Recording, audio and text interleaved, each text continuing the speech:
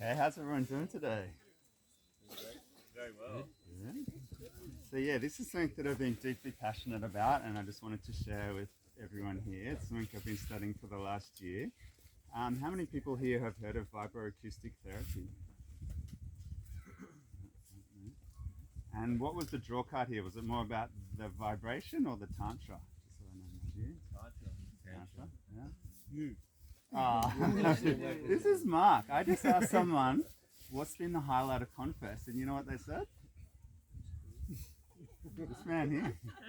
It's a genius, prodigy. This is about you. So yeah, Tantra is another thing that I've spent a lot of time studying and traveling the world, and has deeply moved me. And yeah, so my name's Guy Sohm, and thank you so much for joining. It's an honor to be here with you all. And my intention here is to move you to hopefully create more well-being, peace in your life, and a deeper understanding of what Tantra is. So I'll just start with, does anyone want to throw out any words around what they feel Tantra is? Connection. Energy transfer. Yeah. Facing it all. Yeah. Great. Slowing down. Beautiful. Presence. Presence. I love that. Love. Oh, the foundation of the universe. Anyone else? Spirituality. Beautiful. So Tantra means a lot of different things to a lot of people. And I've studied this and found they'll say this is Tantra, and it really depends what path you're on. So fundamentally, there's the right hand and left hand Tantra. And right hand is the purest form of Tantra. Some people would call it White Tantra. And this is an inner journey. And if you get into traditional text, this is where you start.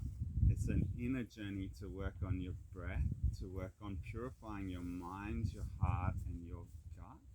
So the yogic teachings is a foundation of traditional Tantra. And through this process, we awaken.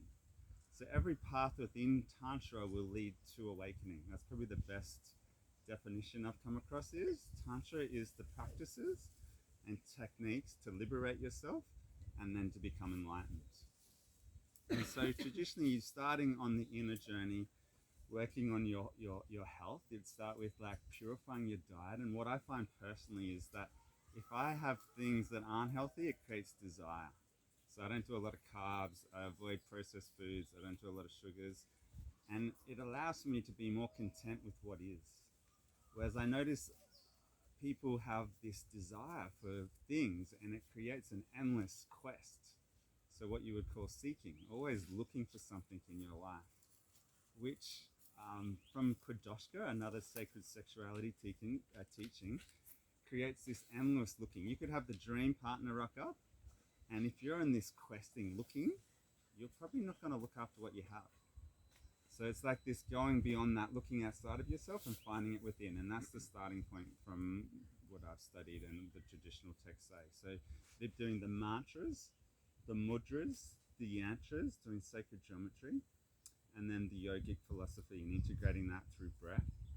And some people would reach enlightenment just through that one focus alone, just being aware of your inner breath. And we can start there. So if you all want to just do a nice deep breath into your belly. And you feel your belly expand as you breathe in. And then as you're breathing out, slowly releasing. There's a number you can use if you want to use it, and it's the 4. So 4, count in. Hold for 7. And then release for 8.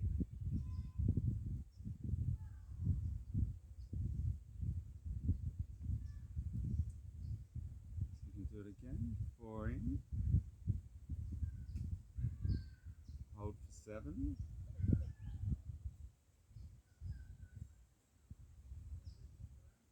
And out for 8.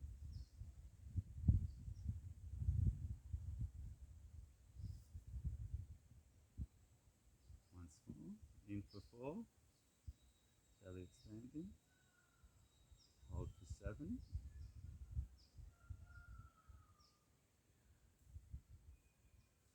And out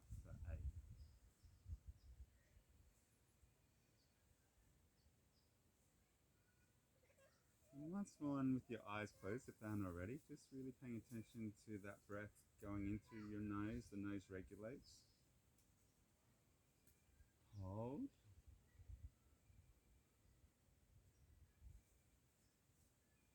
And then out for 8.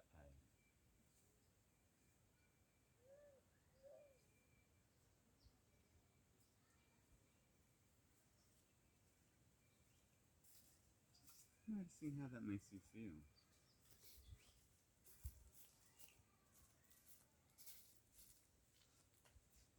This is a really powerful technique to activate the parasympathetic. And this would be the foundation, I would say. As we're in this day and age, there's a lot of stress, a lot of doing, achieving, and it creates us being sometimes in fight, flight, fawn, or freeze. So the starting point, I would say, for any practice is to regulate your nervous system. So it doesn't really matter what you do. If your body's tight and you have anxiety or depression or in these states, you're not going to be in an optimal space. So I'd highly recommend doing this every day, focusing on your breath for a while. If you have the passion, doing it continuously, you may reach enlightenment just through that one technique. The second thing you would do is then the vagal nerve, so making sounds. So the vagal nerve is a really powerful way to help reset your nervous system.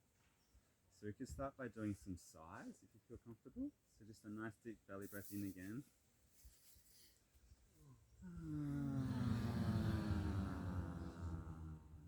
And pay attention to how your heart feels when you sigh.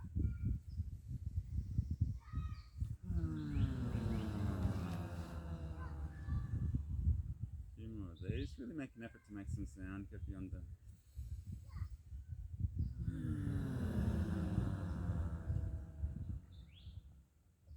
And then going deep into the R, which is the sound of the heart. And really notice how your heart feels when you do the R.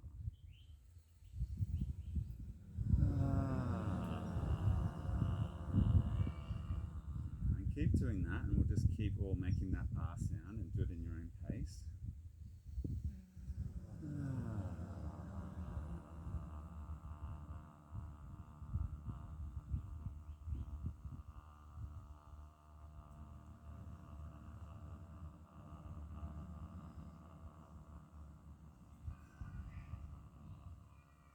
More noise if you can. Really want to work on expressing and releasing.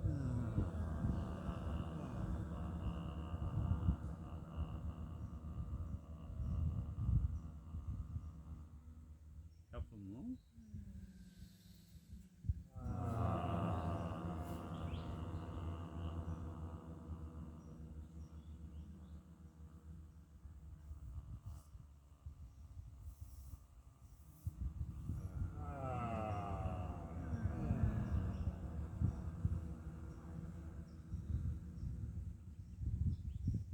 And again, just noticing how you feel after doing these practices.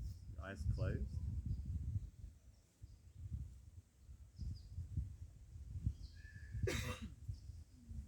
Another point being the nose regulates the breath. So when you're breathing in through the mouth, it's going to allow you to tap deeper into your emotions. So if you're doing breath work and you want to move some emotion, it's better to breathe through the mouth. But if you want to go deeper into more stillness, more grounded, more peace of mind, the nose is optimal. You could shift from mouth breath to nose breath, and it's going to change your life. So as an athlete, as a yogi, as anything you're doing, if you want to just have a better life, breathe through your nose. So the nose is going to regulate through the hairs, it's going to filter out stuff, and I think the channel it goes through helps the circuit to find more peace and be more centered. Does anyone have any questions? Or want to share how if they've noticed something in their heart when they made the sound, or... It's a vibration. It's vibrating through your body. You can feel it? Yeah. Yeah. Nice. Anyone else? I noticed if my heart's not, like there's a group called HeartMath, I'd highly recommend looking into them. So they talk about heart rate variability. And if you're too in the mind, or you've got depression, anxiety, and this flight, you'll notice your heart doesn't feel right. It's probably blocked, it's processing. and they help you do techniques to find that heart rate variability. And when your heart's in sync, you'll be at peace, you'll feel more calm, and you'll feel more connected. And I'd say this is another Can you say the name of the group again? It was Heart. heart map. Yeah. Yeah. So that's another key point within Tantra, is to find that connection and shifting from the mind. The mind is a very powerful thing. There's like a lot of books about it, and mindfulness is a great way to train the mind. But the more we can get the mind to focus, the heart will open. If your mind's busy, your heart's closed to an extent. So it's like we've got to train our mind, and that's where meditation is powerful. Anything that brings you into the moment is going to help you deepen in creating focus. And it's another one of these things. If we can find like the here and the now, if we can be fully present to this moment, we can feel the miracle that is. Our body is a miracle, what's happening inside of us, the nature around us, the humans, the animals, like the elements, it's all so magical. And when we slow down enough to witness that, it's when we appreciate the miracle that is. And I notice this when I'm walking. Sometimes I'm walking a bit fast and I'm like, what for? And when I can slow down and get my mind to focus, I witness the miracle that is, and I'm in awe. It's like, wow. So these are a few simple things to just come deeper into the moment, to shift from the mind to the heart, and activate our parasympathetic and our vagal nerves through deeper belly breathing and making sounds. The other thing that I do every day is I put my hand on my heart and I smile. I don't know if you want to try that. It's not serious business. I think some people take spirituality way too seriously, and I don't think that's what winning formula, honestly. So if you can laugh about it, that's the key. Just take things lightly. And if you can smile and actually get your teeth shown, like to really get it, you've got to get all your teeth shown. So everyone do like a cheeky grin, that's it. Nearly, yep. Oh, that's it. And then you got to hold that. So you got to hold the cheeky grin for as long as you can. That's it. Oh, nearly everyone. Oh, everything a little bit more. Come on, bro. Oh. That's it. And then hold the smile. And then shut your eyes and imagine your heart with this cheesy grin that's on your face. See your heart, just the biggest, cheesiest grin, and your face is mirroring your heart. Eyes closed, it doesn't matter what anyone else is doing.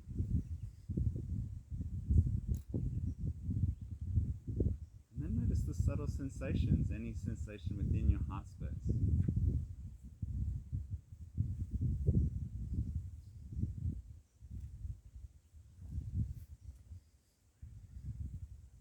So I do this for hours every day.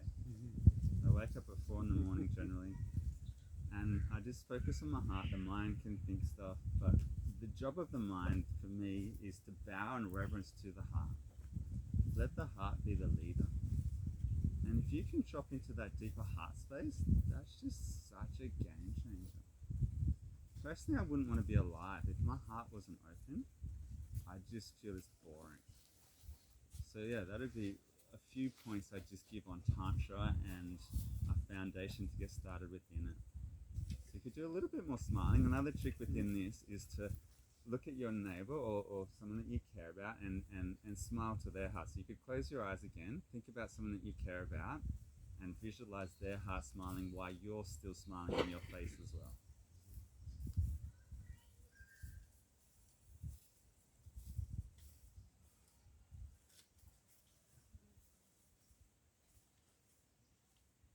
And then feel the group. Imagine everyone here. Just visualize everyone's heart here, smiling.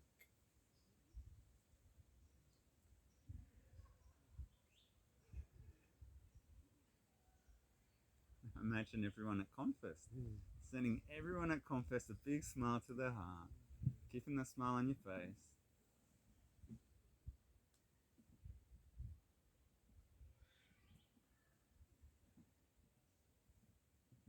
Feeling that expanding out to Australia. Everyone in Australia now has just got this smiling heart, cheesy grin. Everyone's just like, what is happening? Why am I happy?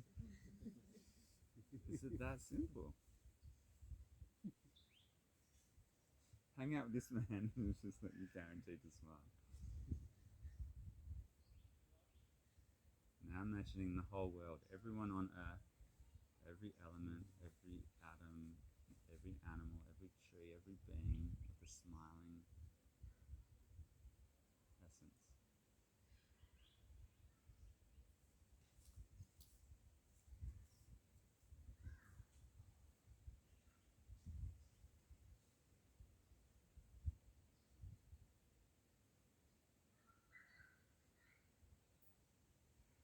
So this is a great one to practice every day. I've attended hundreds of workshops, retreats, and this is the probably the thing. If I was just going to do one thing, it'd just be putting my hand on the heart and smiling. And this is what you'd call positive plasticity. So you have like neuroplasticity. So your brain's growing and forming in every moment.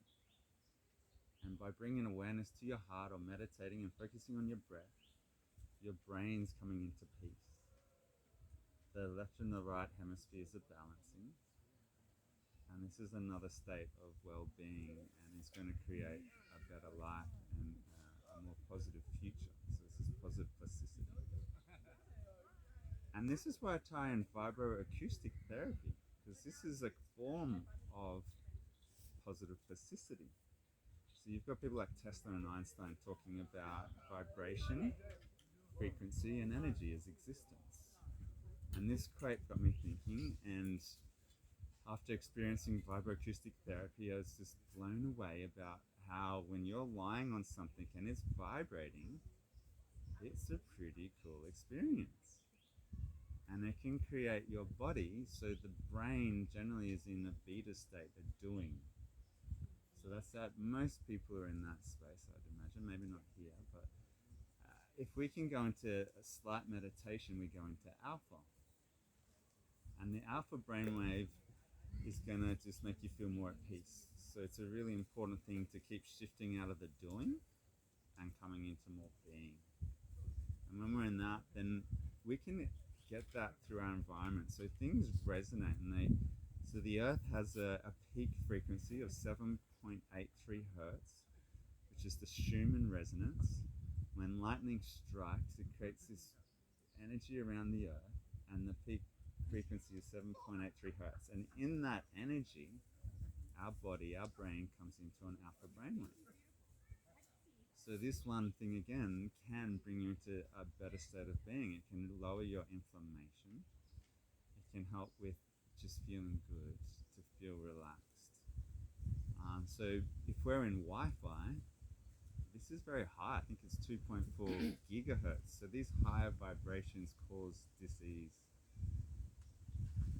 And I'd highly recommend not having a router from Wi-Fi anywhere near you. It drops off drastically every meter. So within a meter, it's affecting your being. You're resonating with the device that's creating high frequencies and causing disruption on some level. I feel it. I can feel it. And I've met a lot of people that feel that. And especially when you're sleeping, turn off the router, turn off all your phones. Don't have phones charging in your presence. It's not good for you. Turn off as much as possible. I live in the forest and I have a little gypsy wagon, and I unplug and I disconnect, and as much as possible I just want the earth's vibration, not man-made frequencies. So yeah, the alpha state is slightly relaxed. Then we can go into theta. So theta from memory is 4 to 8 hertz, and alpha is 8 to 14. So if we go into theta, that's people doing hypnotherapy, and this is our subconscious mind. It's a state where we can access our belief systems. So most things that hold people back are belief systems we've created through our childhood experience. We've been told something and we take it on. We think something and it creates a reality for us. So in theta, they're going into these deeper states of consciousness and trying to help you move beyond these limiting belief systems. Dolphins are in a theta state. So if you're in the presence of dolphins, there'll be deep healing. There's a guy called Scott Taylor, one of the most amazing presenters that I've seen, next to Mark, of course. And he studied dolphins and whales for 30 years, and he takes disabled people into the presence of whales and dolphins, and it helps them to heal, it helps them to reset, and it takes them into deeper states of consciousness. So yeah, this is another place where we can really shift our mind state and create a new reality. And then if we go deeper than that, then we're going into delta. So a lot of people have sleeping issues, and you can do this through the vibroacoustic therapy. So what I do is when I'm running a session for someone on one of these beds, I've invented this system where I use 6 transducers, and I studied the beds on the market. They're from 5 to 60 grand, and I looked at all the parts, and I found that I could do it better than what I was seeing on the market and more optimal. And I've created this water bed. It's pretty trippy. If anyone wants to have a go, I do it at my place in Melbourne by donation. I've done 185 sessions and witnessed like so many powerful results in people being more relaxed than they've ever been, finding sleep after 10 years not sleeping properly, 2 sessions and sleeping better than ever. One of my neighbours had a go, and she's been taking sleeping pills for 6 years straight and wake up groggy, just constantly needing to take medication to sleep. First session, it changed her reality. Her mind came out of discord, her heart opened, and her gut found peace, and her digestion started to work better. And that was doing this technique of like we did then, the parasympathetic, focusing on breath, doing the sounds, doing the vagal nerve, and then running programs, which I'd start with a cell cleanser, which when our cells are clumped together, it's not healthy. So you want to get your cells to separate and create space. If we've got stagnant energy in our body, there's blockages and there's not a flow. So we want to help move the stagnant energy. So this is a starting point I do for most people, depending on what their needs are. You can get it through exercise. You get those machines. Tesla has one. It has lightning coming out of the roof. There's places that you can go and they'll have this, and it's really cool because it's going to help your cells separate. Working out, touching the earth is another thing I'd say is fundamental to well-being. So that grounding, every indigenous culture's done burials to help people find well-being.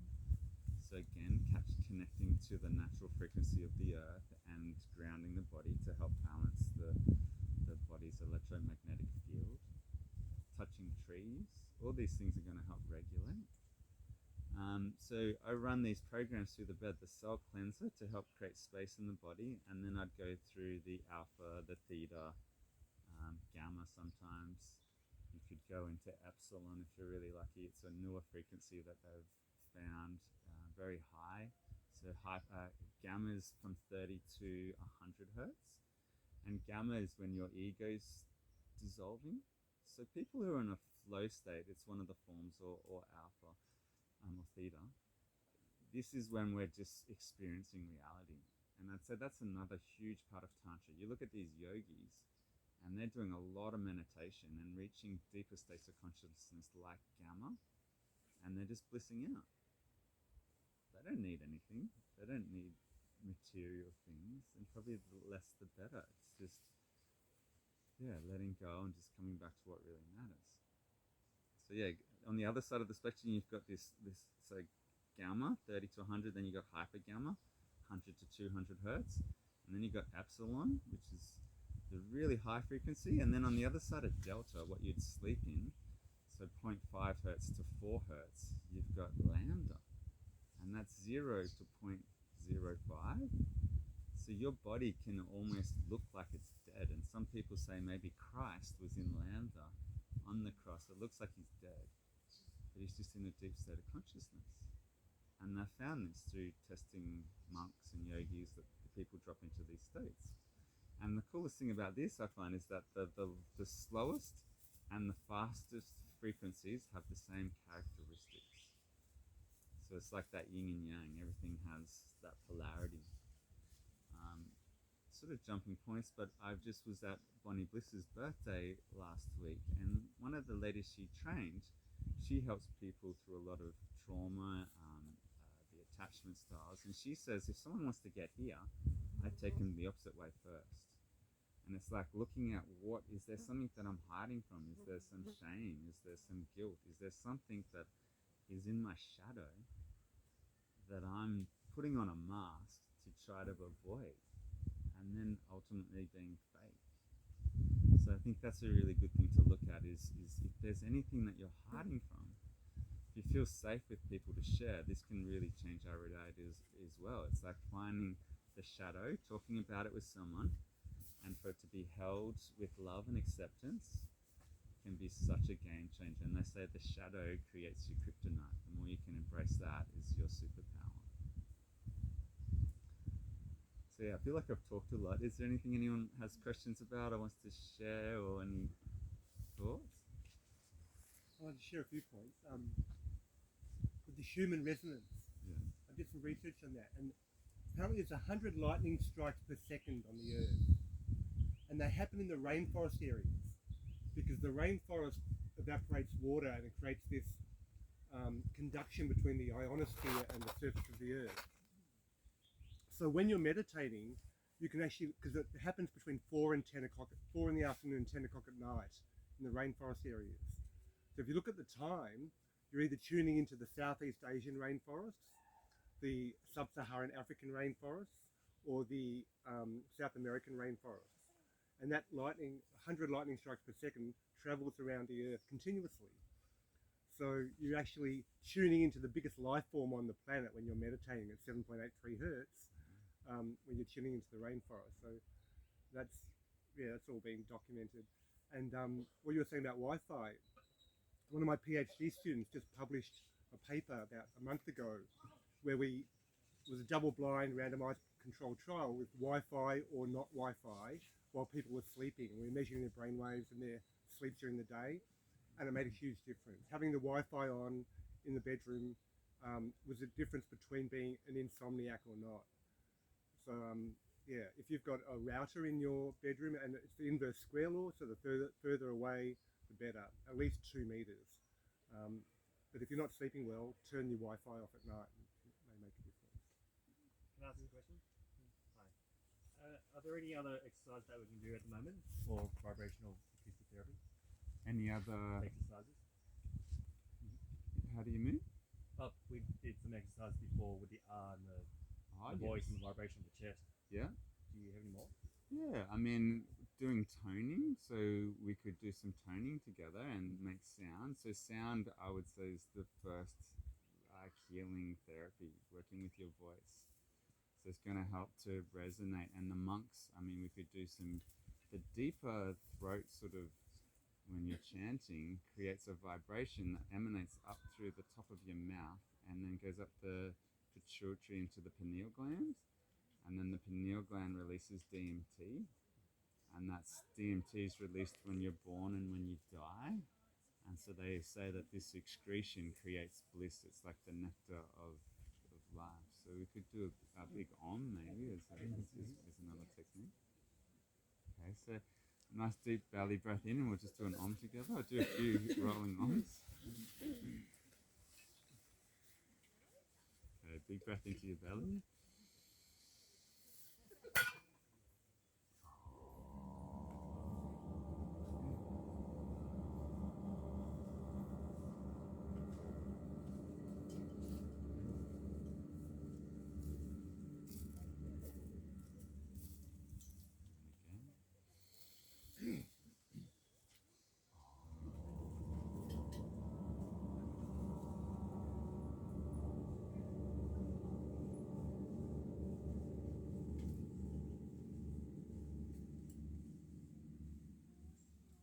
Couple more.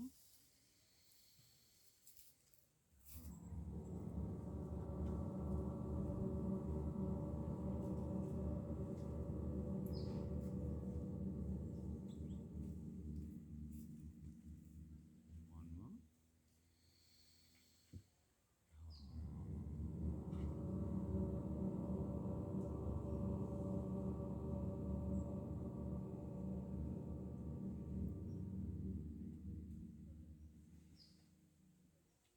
Beautiful. Another technique I do normally with Tantra workshops is shaking. So there's a guy that I went to who studied health and well-being for 40 years, and he said, Levi! I was just passing by. Ah, Continue where you another Malamite. there in here. And so he said, after 40 years of studying health and well-being, if you're just going to do one thing, he said shake.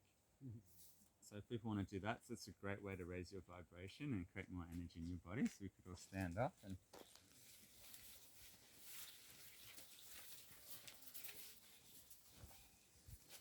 make a bit of sound too. We could laugh, make a silly sound, maybe some silly moves. The more silly, the better. Oh yeah. Random sounds are great. Anyone got any random sounds? I like it. Oh, make it all loose. That's my favorite.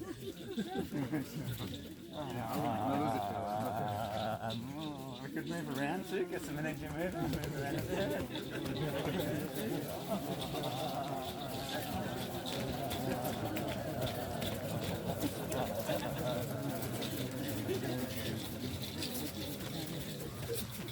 Maybe if you're not making any sounds or not moving, so the shaman would say, when did you stop singing, when did you stop dancing? So I really encourage it, yeah, make some sound.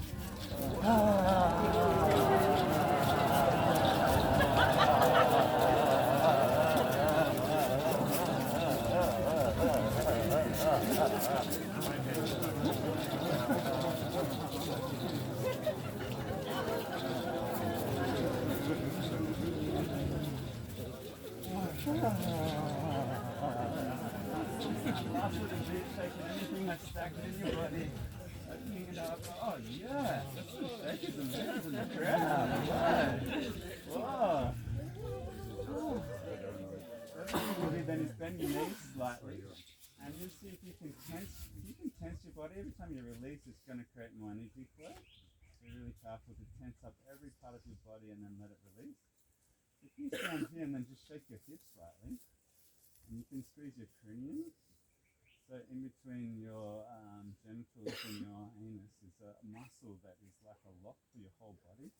Another important part of Tantra is you want to hold your energy generally from here to start with and cultivate the energy here, and once you've evolved more, then you build it up to your throat, then you build it up to your third eye, and then you raise it up to your crown and circulate it when your Kundalini is awakening.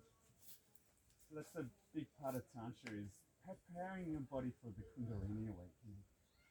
And if you've ever met someone or looked into Kundalini, they're just in this ecstatic state of joy and orgasmic bliss. So it's a good place to tap into. I want to introduce a technique, the grub hug. You want to share this? Yeah. Hi, everyone. I'm Sohm. Me and my friend last year created a new hug, just through hanging out. And yeah, I've been sharing it along my journey. I kind of forget about it. I fully forgot about it until I met Guy yesterday, and we were just talking about just my personal concepts that I'm kind of living through and teaching as I go through life. But basically, obviously, you need one more person to do the hug. It's heart to heart. It's very kind of, there's a small bend, but we're kind of like grabbing onto the other person. But the easiest way that I've sort of come to translate it, I'm still sort of like grasping the actualness of it, is your left arm is always going, so we're mirroring each other. So heart to heart, your left arm is going over the other person's left shoulder, and you're literally just bringing it in. And it kind of looks like a heart, but yeah, you can just breathe in there, and it just feels really good. And sometimes to go further, I imagine like my energy coming from my palm, like literally going through their heart, and it's almost like you can meet there. So yeah, if you wanted to push it that extra further sort of like point, then you can do that. So if anyone feels comfortable trying this, you could put your hand up and then everyone could pair up and try a grab up.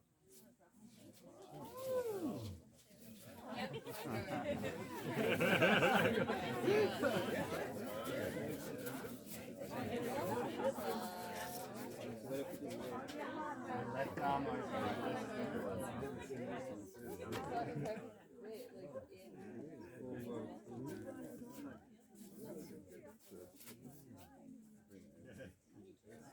There's a grubby part is that you might get a whiff of their armpit. But that is it, just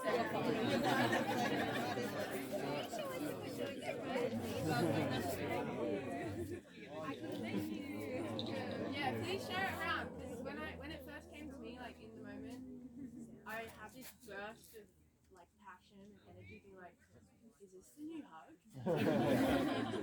It's another hug that you can take on and just share around. Yeah, if you feel called to. So, yeah, thanks for listening. While we're in the partnering mode, we could continue with that if everyone feels comfortable doing more stuff. So another tantric thing you would do is eye gazing. If people want to try, they can have a hands up if people want to do eye gazing. Yeah, general. Okay, yeah, so if you find someone to sit with and look in the left eye, so the left eye will create more connection. If you're not comfortable doing that, focus on the back.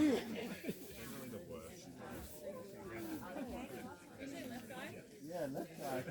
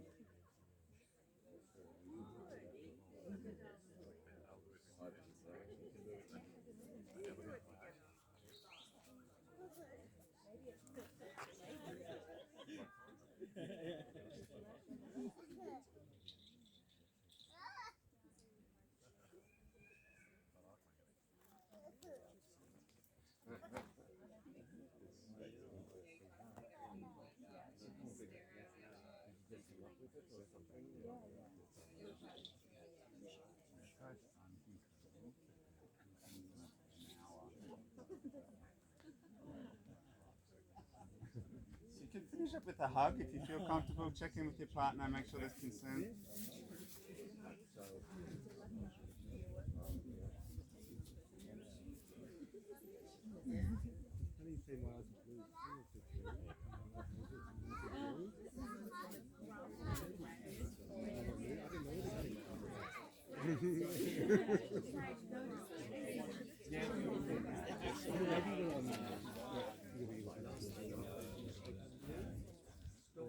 Okay, and we'll just come back into a circle and I'll just keep on with the speech.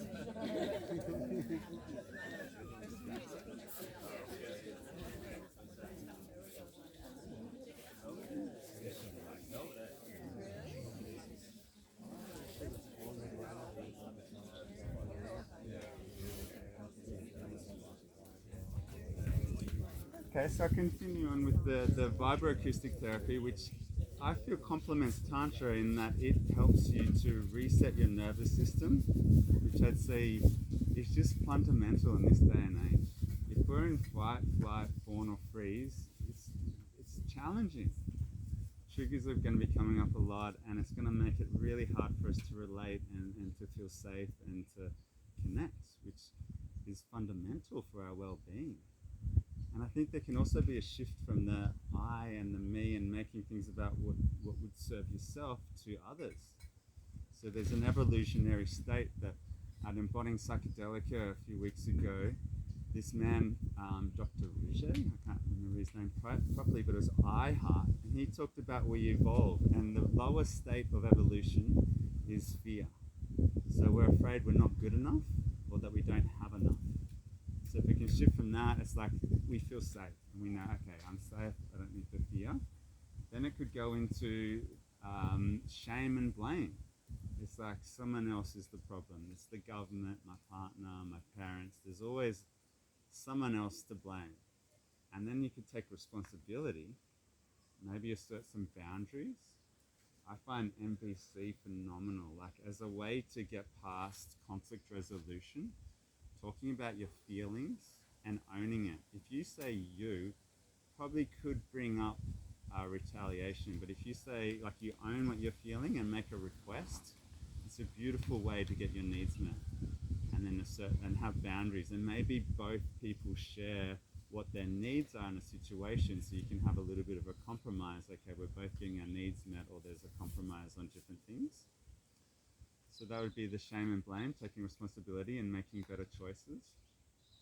Then you would go into empathy, so thinking about others. And so when you're thinking about others, it's like, okay, what would it be like in their shoes? So you can have compassion and understanding. And I find that's another game changer. Recently, I dealt with my father issues. My father was he was tortured as a child. He was beaten every day. He was in the military. He's a crazy wild man. I love him to bits. He's funny as. But there's a lot of trauma there from my experiences as a child. And I was sick a couple of months ago, and I had a lot of anger around what happened to me and the situations I was put in. And I just went through all this frustration, and then I went, well, he didn't do what was done to him.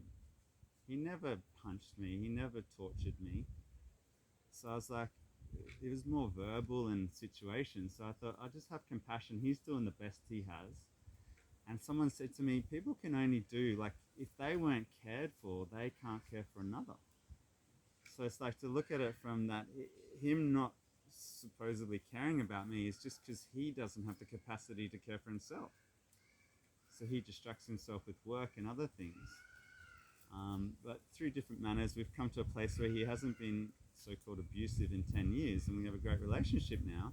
And that last little piece of the puzzle, finding compassion and reframing the story, that part of me that felt abused, and just going, you know, he did the best he could, and just loving him for who he is.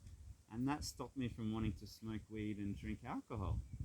I was doing this in moderation, but there was always a temptation to do something. But now, after clearing that, it's like, I don't want to drink, I don't want to smoke. I had one drink in 2.5 months, and I'm just happy being clear. And from that place, I feel so motivated and so high. If I was to smoke some weed, it would lower my vibration. So yeah, I think working on those deeper levels, this is a big part of Tantra, is to look at what's underneath. Why am I doing what I'm doing? Can I move some things to lead a better life and make better choices? Can I show up for myself more? Can I love myself more so I can love others more? So this is that next chapter of then going into thinking about others and looking at reality from a more empathetic point of view, which is something then ties into emotional intelligence. I feel that's another key that society could really evolve in. If you've got emotional intelligence, you're like, can understand what emotion I'm feeling, where is this coming from, what do I need. One theory is put your toe in the water. If you've got emotions coming up from it, don't try to distract yourself with work, sex, drugs, whatever it is you want to distract yourself with. Be present to them, feel it. Don't become it, don't identify with that emotion, but just allow it to process, have a cry, maybe get angry, feel the emotions, and then come back to self-care. So maybe have get a massage, have a warm bath, hold yourself.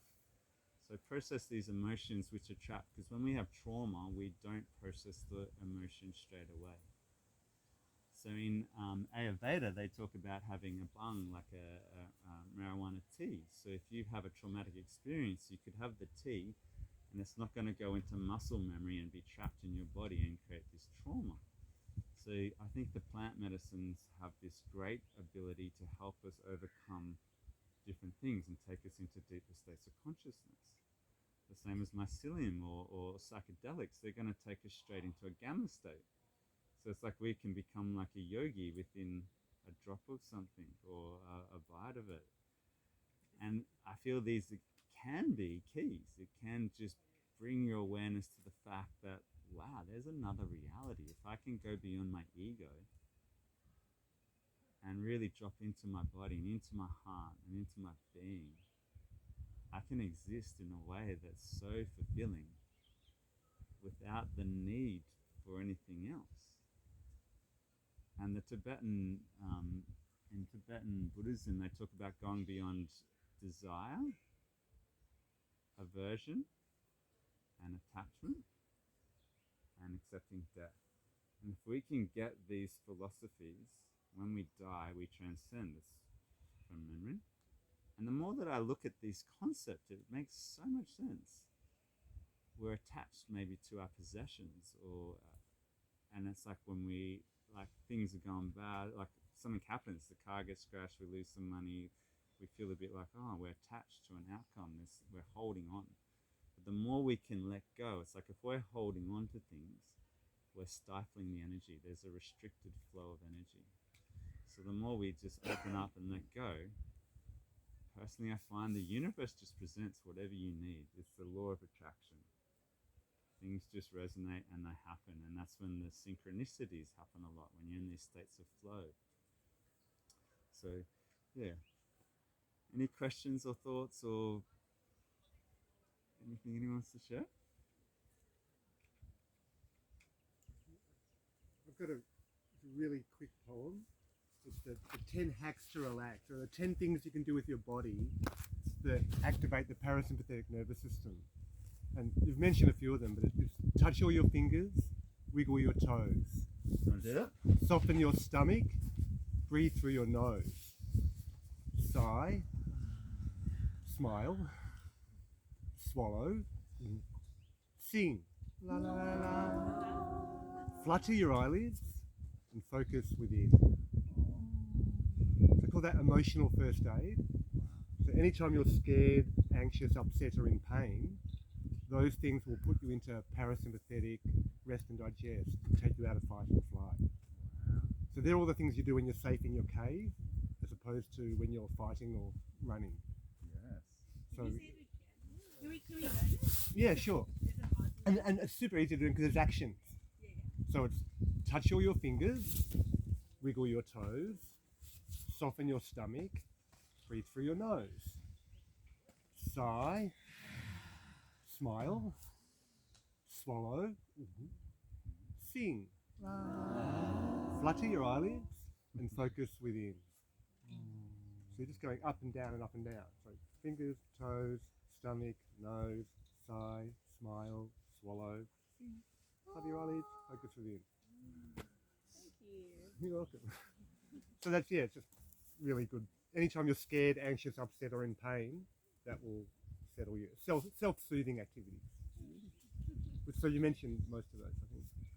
Does anyone else have any practices or techniques that they do to help find deeper peace or to help their heart open? I mean, this is actually Mark's book. I'd highly recommend maintaining a copy. If you can get one. Yes? You can finish what you're saying about the book. Yeah. I just recommend his work and Yeah, that's see if you good. want to look at it after. I don't know where I heard this, but it helps me fall asleep for anyone who struggles with that. Breathing in a way where the tip of your tongue is slightly resting just behind your teeth at the front of your mouth, but you have a gap. Your jaw is relaxed and you have a gap between your teeth. They're not clenched, and you've got a gap at the back of your tongue where your throat is. So when you breathe in your nose, you can feel it go down your throat, and it stimulates some kind of nerve, and it regulates your nervous system and helps you relax and fall asleep. So beautiful. I don't know if it's like, is it the In veggies? Chinese medicine, that connects the Du and the Ren channels, so which end there. So when you're touching that, the tongue to the back of your roof of your Making mouth the there, gap at the back. and having that gap, you get the you can actually visualize circulating energy going up your spine and down your throat there. You can do that practice all the time. Like it's do, used within yeah. yoga, and it creates a circuit within your body. So yeah, it's a really powerful technique. And the yogis would slice that little bit of string that's underneath the tongue, a little strand every so often, to the point where your tongue can flip backwards and it's going up inside your esophagus. Yeah, so you get deeper into the advanced yogic things. They do that to reach deeper states of ecstasy. Another point I wouldn't mind going to is the Kundalini. So within Tantra, Kundalini is kind of like one of the goals for awakening. So there's that process of all your chakras being opened and aligned. There's the Ida and the Pingala, which go up through the Shimshal, the central channel. And you can have spontaneous awakenings through all sorts of things. I think there's lots of ways that your Kundalini can awaken. But if you're not ready for it, it can kind of hit what's blocked. Say your solar plexus isn't quite open, and you have all this energy, because the Kundalini is a big life force energy. It's 3.5 spirals. It's serpent-like. It's not a serpent, but it's like a serpent, and that will awaken through different techniques and bring this incredible energy through your being. And so working like through all your chakras and understanding each one, and you don't want to just focus on one all the time, but focus on opening all your chakras. And so this is a preparation technique for when the Kundalini awakens, that it's not hitting something and creating a lot of turmoil in your life. Another aspect of preparation for when the Kundalini awakens is the left and the right hemispheres of your brain. So one side is the masculine and the other side is the feminine. In metaphysics, the right of your body is the masculine, and you could do Louise Hay's heal your body style things to read your body. If you ever hurt something, there could be a message in that if you want to get deep into the philosophy of the body. And so the right's the masculine, left is feminine, and then it swaps as it hits the brain hemispheres. And if our masculine side is more dominant, which is quite common in this day and age, society gears us towards that. It'll make us, when our Kundalini awakens, have so much energy, it sort of burns us out a bit. Whereas if our feminine side's more dominant, we'll be hypersensitive and we'll find things overwhelming. So these are sort of points to work on the foundation for preparing your body for that awakening process. So you can do things like crawling, if you're working with poise, different things will help. Playing instruments, all these things are going to help your brain hemispheres come into harmony. And this is a deep part within mindfulness too, being aware of what you're doing, eating slowly. Someone mentioned slowing down, and I think that's just such a huge part of the process. And tying that back then to the vibroacoustic therapy, it's like the guy who developed this system with the beds is called Ole, O-L-A-C, Skill E. And this dude found that when he was playing the bass to disabled kids, they would feel peace and they'd feel happy. And so from playing bass, he looked at vibration and how it affects the being. And he found that the lower frequencies, predominantly between 20 and 80 hertz, would help the body to drop into deeper states of peace. And within that, it would reduce your inflammation. It would help release dopamine, serotonin, and oxytocin. So oxytocin is when you hug someone, you can hug a tree and release oxytocin. It's a feeling, and it really allows for a lot of chemicals to release, which is called the love hormone. So it creates connection. So it helps activate that.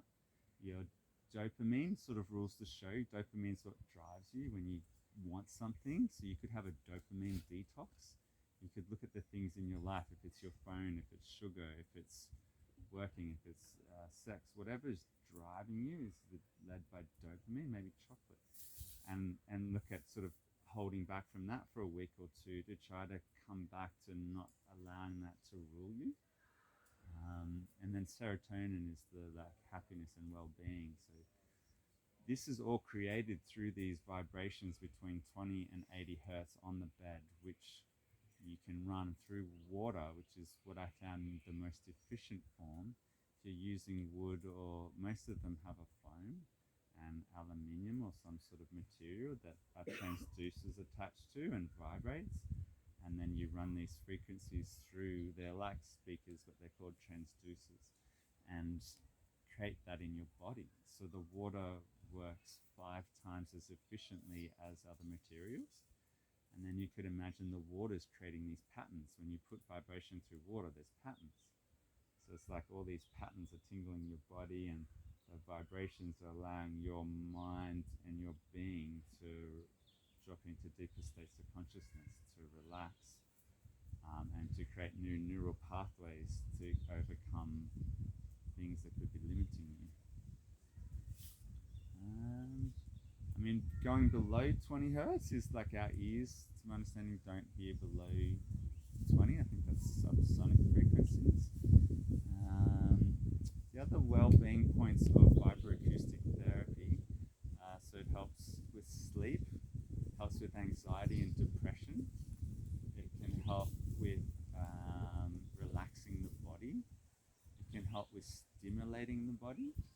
So I love DJing, and you can DJ through this thing, and I run headphones which have the full range of frequency, and you can run them binary beats. So binary beats is where you're having different, separated by a few hertz, and there's one on one channel and on the other, and they're slowly getting closer to each other, and that's allowing your brain to go into another state of consciousness and drop you into a zone. Can I just elaborate on that? Because with binaural beats, because you can't hear 10 hertz, but what if you put 110 hertz in one ear and 100 hertz in the other ear, your brain will get to 10 hertz. So it makes the difference. So that's how you can actually create subsonic frequencies, but process them in your body. So that's, yeah, you get the difference between the two ears. So they can be subsonic. Yeah. Anyone else have anything they want to share? Any thoughts, questions? I've traveled the world studying Tantra, and I mean, the other thing I'd share, so we talked about White, which is the foundation, and it's where you would traditionally start, and I find a lot of people running Tantric workshops don't even know what path they're on, and that would be neotantra. And so 14 years ago, I was looking into Tantra, and I found that if you type in neotantra, it felt to me what I would see is more lust-based. And it's fine to have lust, but that's like a very small part of it. And ultimately, from a tantric perspective, it's not the ideal driving force because you're desiring. So it's like I see lust as wanting something, a taking, whereas love is a giving. So if you're intimate with someone and it's in a giving space, that's a healing experience. And the orgasm I would see as the first spiritual experience. We're going out of ego, we're going into bliss, we're going into oneness. So the orgasm's a really powerful way to reset our nervous system and allow our body to feel safe, which I see is one of the fundamental issues that people have, not feeling safe deep within. And yeah, so the love's the giving, it's healing. Yeah, any other thoughts from anyone? I can go into more paths unless anyone else has something they want to share. Or questions? Yeah? This is a start, but I was curious to know where you can do workshops outside of here. I have a blog which I've covered a lot of information. Workshops, I mean, where How do we follow you? Guys Sohm, if you just look up my name like Om, O-H-M, Sohm, but if you type in Neo Tantra practices, my website, my blog will come up. It's just I think it's neotantra.org. Do anything in Melbourne? Possibly be staying at Mark's place after, and we'll have a rocking after party. I'm at a point where I just want to sell everything pretty much, like, and just live just more with the land. I spent 7 months in Tasmania just living in the forest, and I reached a point where I was so happy it was hurting my face. So alright, if we just want to hold hands, if everyone's up for that, and do one last Om to close the circle.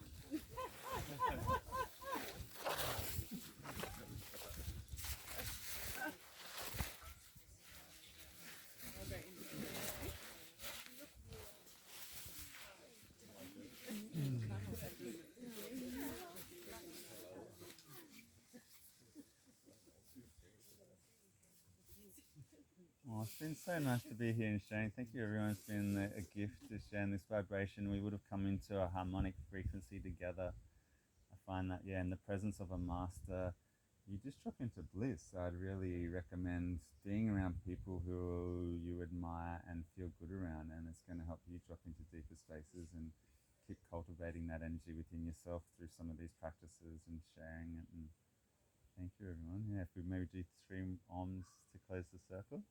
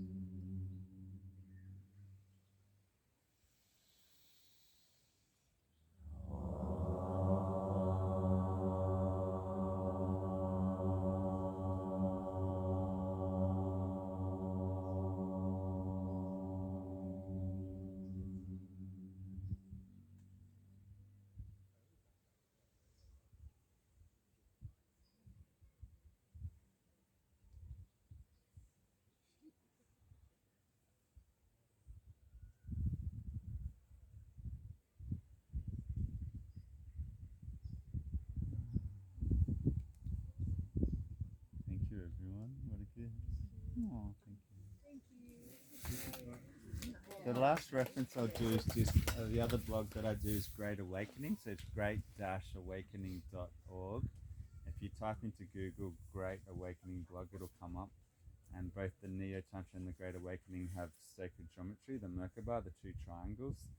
And those triangles represent the masculine and feminine. The triangle going down is the feminine coming into the earth. The triangle going up is into the far Pavili realms. So yeah, they're both on the blogs.